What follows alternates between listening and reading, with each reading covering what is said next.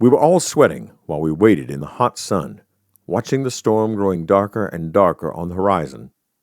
I wondered why we were standing still if they were in such a hurry, but I soon realized why. Despite the urgency of our captors to run from the coming storm, they took the time to press hot branding irons into our arms or shoulders, leaving the mark of those who paid in advance for that boatload of slaves scarred onto our bodies forever. When it was my turn, two men held me down, while another held my arm as he pressed a hot branding iron to my shoulder, leaving the letters VOC forever melted into my skin. I learned later in life that the VOC brand stood for the Dutch East India Company. That burn in my arm hurt for several days, even more so when I would sweat, and right up until my surroundings became even more severe than the pain I was feeling from the brand. Within days, a scab had formed over it, which helped protect me from the flies that would try to lay their eggs in such a wound if given the chance, as I witnessed happen to several others with me.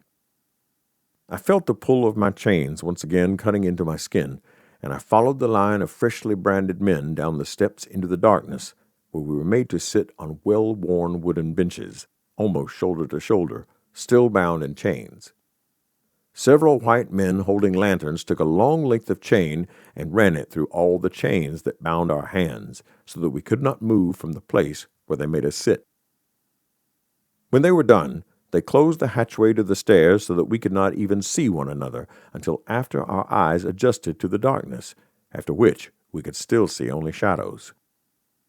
My heart was filled with grief and the same hopelessness others were feeling as many wailed and cried over our condition.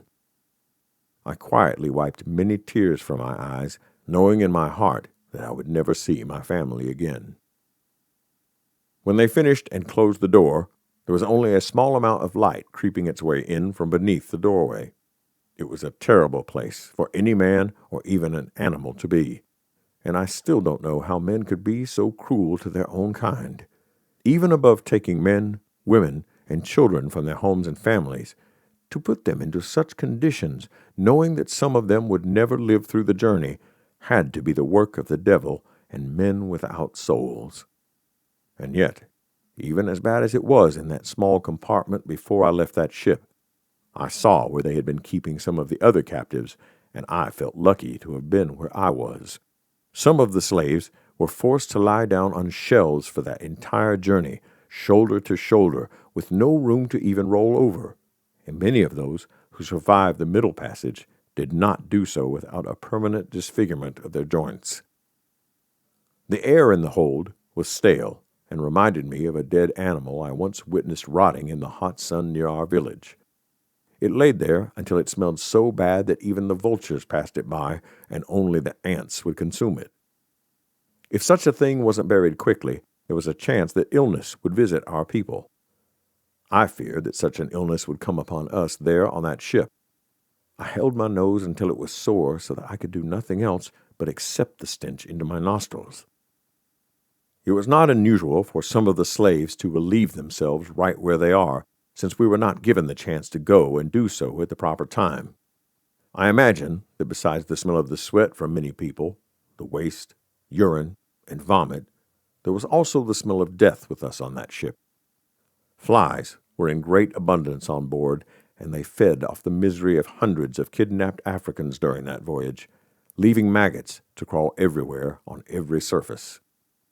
As we sat there in the near darkness, there was only silence, apart from the loud breathing of so many people desperately gasping for good air, but not one word was spoken at the first. Fresh air could not be found, except on occasion when it flooded in quickly from somewhere we could not see, but then it was gone just as soon as it arrived. The ship's crew had secured every opening of the ship's hold that would have given us fresh air, to try and keep out any rainwater that might find its way from the approaching storm.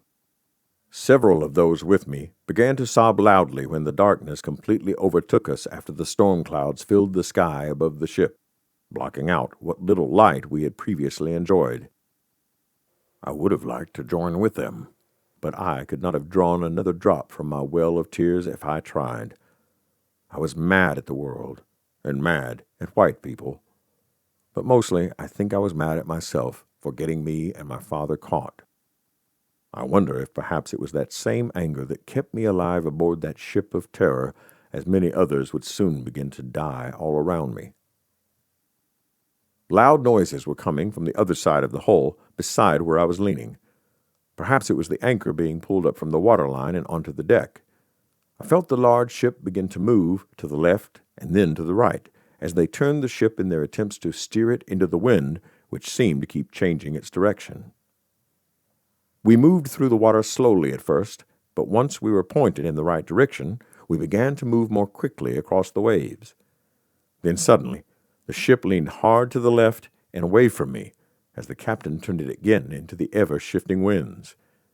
This sent many of us crashing into the person on the other side of the bench we were on, as we were driven by the forces of nature to lean into him. The man on the end cried out in agony as the weight of 24 slaves from our row leaned against him. I braced myself because I was on the other side and expected it would be just moments before we'd toss the other way, with me on the painful end. But the ship found its direction and gradually eased into a more upright position, allowing me to relax for a while. The ship of slaves continued to sway gently back and forth as her sails held fast and full to the wind, carrying us very swiftly over the ocean water.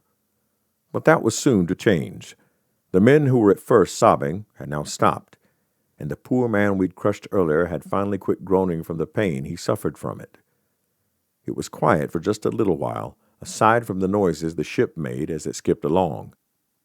You could hear the ropes on the masts above us snapping and popping as they strained to hold the sails taut, while the deck and sideboards were creaking loudly all around us, almost in rhythm, as they strained to hold each other in place.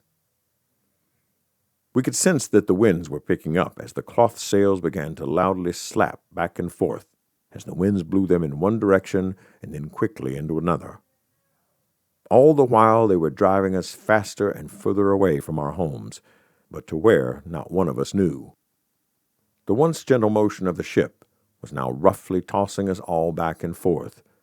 Many were getting sick again, and the hold was filled with the sounds of sickness and the rank smell of vomit that mixed with the other odors. I quickly joined the sick, even though I had not eaten for almost 2 days. The door above us opened for just a moment, just long enough to let in some amount of light from a lantern that hurt our eyes after we'd grown accustomed to the darkness. It was a welcome, though brief, relief, because it also let in a sudden rush of fresh air to help drive out the awful smells. Yet with it came the sounds of the fierce winds howling and screaming outside of the ships like demons wailing, filling our ears and hearts while strengthening our fears.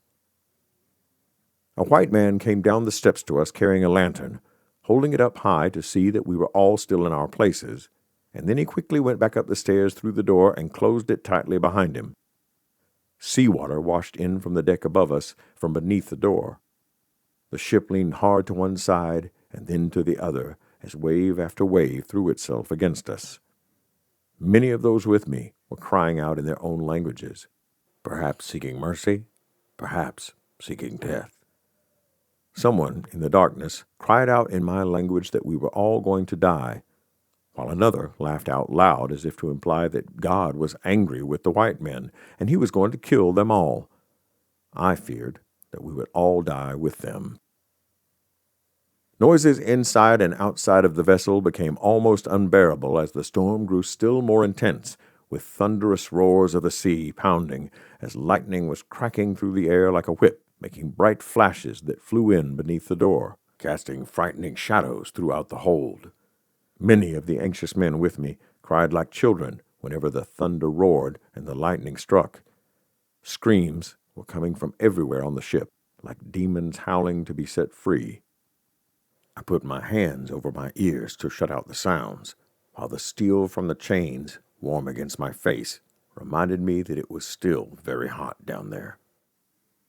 When the waves picked up, the front of the ship would rise slowly up out of the water, and then very suddenly it would fall heavily back into the sea as we rode over the waves hard into the wind.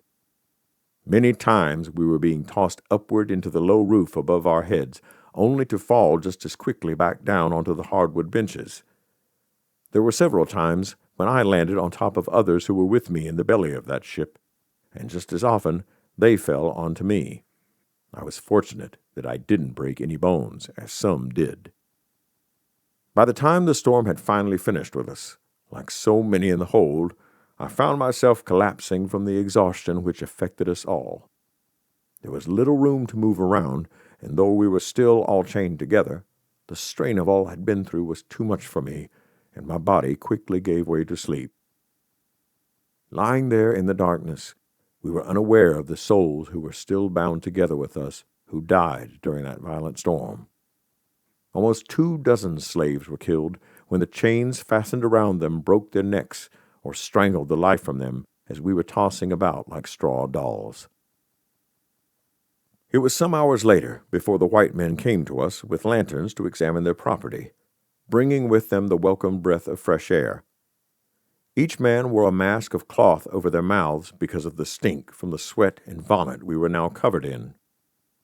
By the light of their lanterns, I could see for the first time the rats that were in there with us.